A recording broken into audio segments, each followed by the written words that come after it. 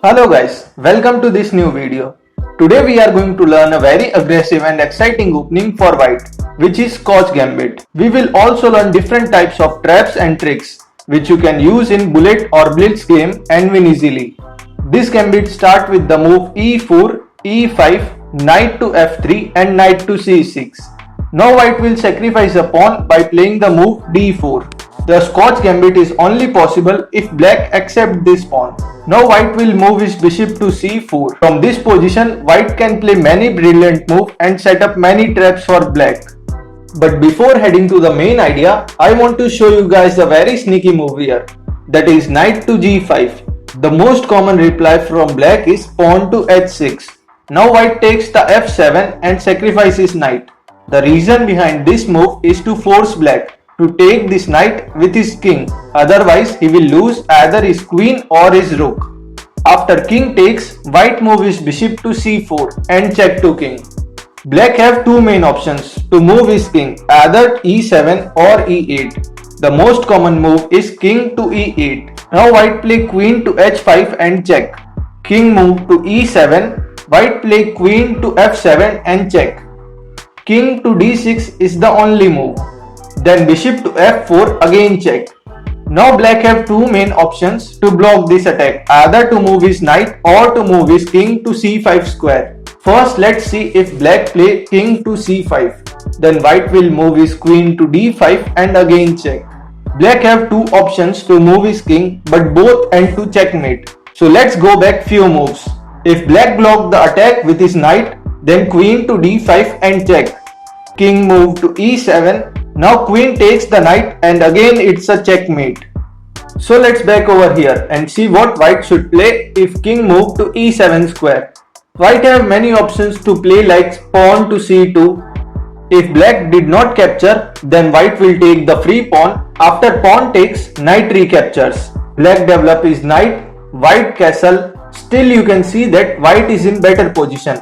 So from here again, let's see the best move for black, which is king to g6, because if queen move to g4, then king can hide on h7. If white again give a check, then pawn will block the attack. If queen again give a check, then black can use his bishop. So definitely knight to g5 is a very tricky move. So let's head to the main topic with the move bishop to c4. Now black have three options to play. He can play bishop to b4, check to king, or bishop to c5 to protect this pawn, or he can develop his knight attacking our pawn. First let's see what white should do if black move his bishop to b4. White can play pawn to c3. After pawn takes, pawn recapture. Bishop can't take the white pawn because it is defended by knight. Black have three options here to save his bishop, which are a5, c5 or e7. Let's take a look first at what if bishop move to e7. White can go for queen to d5. Now you can clearly see that two pieces of white are attacking the f7 square, and white can win the game in the next move. Black has to protect the f7 square, so he will play knight to h6, but white can take the knight with his bishop. Now if black castle, then white can save his bishop. So let's back over here again. If black move his bishop to c5, then white takes the f7 and check to king. After king takes the bishop, white will move his queen to d5 and it's a double attack on the king and the bishop. After king move, white will take the bishop. Now let's see the third situation where black move his bishop to a5. White will castle. Black will play a common move like knight to f6 and preparing to castle. Then white can play bishop to a3 to prevent black to castle. Black can block the attack of bishop by playing pawn to d6. White will play e5. Now if black takes the pawn, then white will move his queen to b3. Now it is clearly seen that black can't castle because of this bishop, and he will also lose the game in the next move if he did not protect this f7 square. Now if black play a move like bishop to e6, then white should capture the bishop. After pawn takes, white can capture pawn either at e6 or at b7. Suppose white take a pawn at e6 and check to king. Now black can't move his queen to e7 because of this bishop. So he will play knight to e7. White will take e5. Now you can see that black king is in danger. white will move his queen to f7 in the next move and it will be a checkmate. So let's back over here. If black uses queen to protect the f7 square, then white can play a brilliant move which is rook to d1. You can see that black is in very difficult situation because he can't take the rook and also bishop is attacking the f7 square. So let's see from this position again. If black moves knight to e7 so that he will able to castle, then white can play a strong move which is knight to g5. Now if black castle, then white can again play a strong move queen to h5, and again black is in difficult situation because three pieces of white are attacking the f7 square, and also white will win the game by moving queen to h7 in the next move. Black have only option to move his pawn to h6. After that, knight will take the f7 attacking the queen. Black has to take the knight and white will recapture the rook either with his queen or with his bishop. Now let's back over here. After king moves, white can also play queen to h5 and again check. Black have only move to play is pawn to g6 blocking the attack. White will take the bishop and also attacking this pawn, and after that this rook. Now if black takes the pawn, then bishop will recapture and also attacking the black rook. Now if black try to block the attack with his knight, then white can castle. Black play d6 to attack the queen. Queen will move to g5 and two pieces of white are attacking the black knight.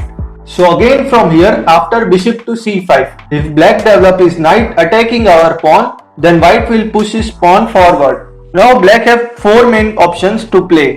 Let's see all of them one by one. Suppose if black move his queen to e7 pinning the white pawn, then white will castle. Black cannot capture this pawn because if he did, then knight takes, queen recaptures and rook to e1 pinning the queen.